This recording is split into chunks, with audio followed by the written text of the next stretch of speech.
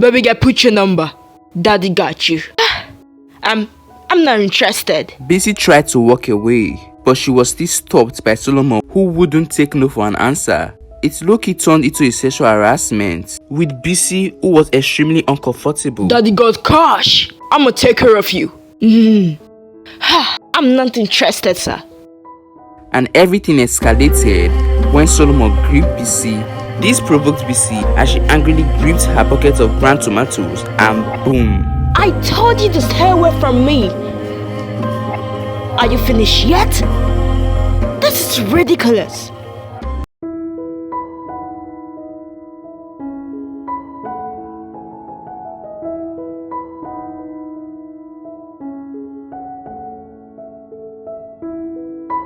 Once upon a time, in the bustling and lively city of Ibadan, there lived a wealthy man whose name was Solomon.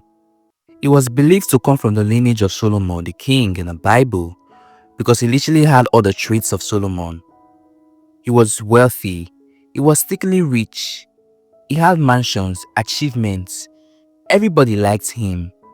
But there was the flaw that resented everyone towards him. Community boyfriend was what he was popularly called because of the way he liked women. Whenever Solomon saw a lady, all he thought was to have sexual intercourse with the person. He succeeded most of the time because he was wealthy. Solomon was a chronic womanizer who ran after anything in skirts. The level of how he had sexual intercourse was alarming. Solomon was ready to have sex with almost 20 women in a day, either young, old, thin or chubby. His friends had advised him, and even his parents. They told him about the nemesis that came with sleeping around, but he never adhered.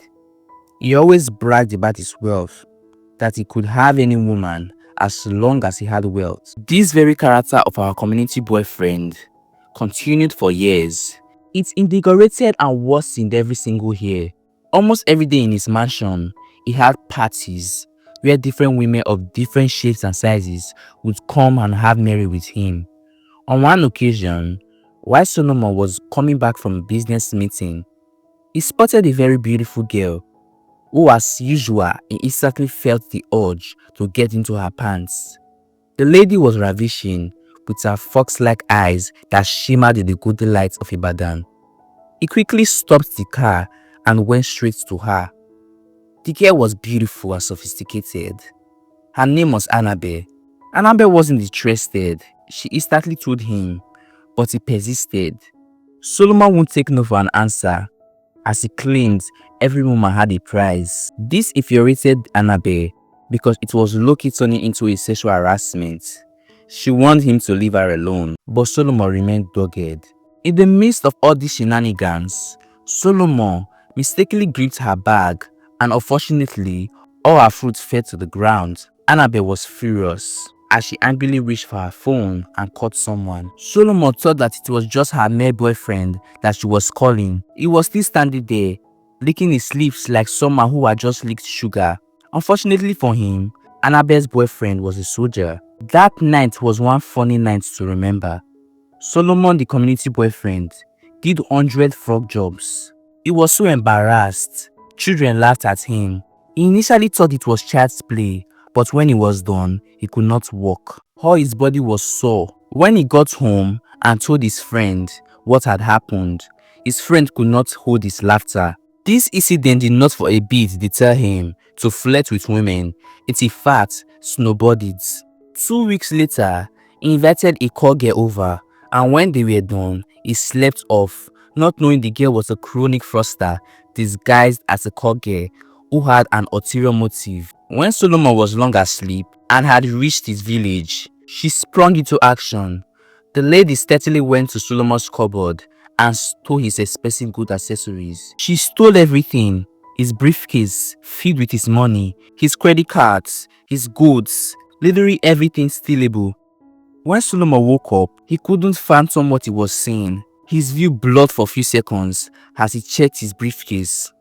A dime wasn't spared. Before the blink of an eye, he received debit alerts from all his banks. All his money had been withdrawn. He cried profusely. He greatly regretted everything. All his life, earnings crushed within minutes. A few weeks later, all his properties were confiscated because he could not pay the loan he took from the bank because he intended to invest in something the following week before the unforeseen disaster. He was frustrated. All his friends left him in the lunch. It instantly occurred to him that they were all fair weather friends. Not up to 2 months, he was back in his era. Everyone thought what happened to him would make him turn a new leaf. Not for him to go out that very afternoon with his wannabe steez and composure and tried flirting with a girl named BC, who was coming back from the market after a hectic day. He tried getting BC's phone number. BC told him she wasn't interested, but typical Solomon wouldn't take no for an answer. He persisted. BC decided to give him a wrong number. He was very happy, like someone who had just won a lottery. Not for him to dial the number, and he realized that the number never existed. He angrily gripped BC. He wasn't ready to let go of her. This pissed BC off. She angrily took the tomatoes she had ground and dredged it on him. Solomon froze. Traders, passerbys watched as BC angrily yelled at him. He just wanted to get a phone number. He got soaked and drenched in tomatoes instead. He was greatly embarrassed. Children mocked him, people videoing to post on their various accounts. The very night of it, he went to a very local brothel. Finally secured the girl. They had sex and he was happy. Only for him to go home and he was not being himself. He got severely sick. The sickness worsened months after months. He went for a test and unfortunately for him, he was diagnosed with HIV, hepatitis B, and different kinds of STIs. His world crashed. He cried and regretted his actions. He had no one to take care of him, no family, no friends, so he went to the village to go stay with his parents. You know the saying, go, there is love at home. I guess he finally agreed to that. When he got home, it was very obvious everybody had heard. Everybody mocked him. They used him as an example. It was as if, as for the past, there was a keg of embarrassment waiting for him. Guests laughed at him, both the ones he had once harassed and those who heard it by rumors. When he got home, he couldn't take everything. Everything was too much for him, and he tried to commit suicide. But he was luckily rescued by his mother. His mother encouraged him, and for once, the advice synced him. She reminded him that all hopes were not lost, that he could still rewrite his story to have a beautiful ending. Few months later, he started doing programs, TED Talks, to create awareness and to tell people to flee from the disease of womanizing, that there was a great repercussion if one never adhered. He used himself as a typical example. Everybody learned and became cautious not to end the way Solomon did. Few years later, his program became one of the greatest in the whole of Africa, and he definitely rewrote his story. Moral lesson: your body is a temple of God. Do not sell it.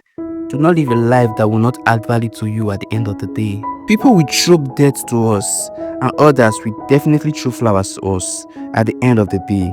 It's all a beautiful garden to us. Always adhere to the advice of your elders. We all wish Solomon adhered. Do not indulge in premarital sexual intercourse, because some people do not only carry sickness in them, but also curses. Stay safe, guys. Please and please, subscribe, like and share this video. It's totally free. It takes nothing from you, but it means the world to me. Bye guys, till next time.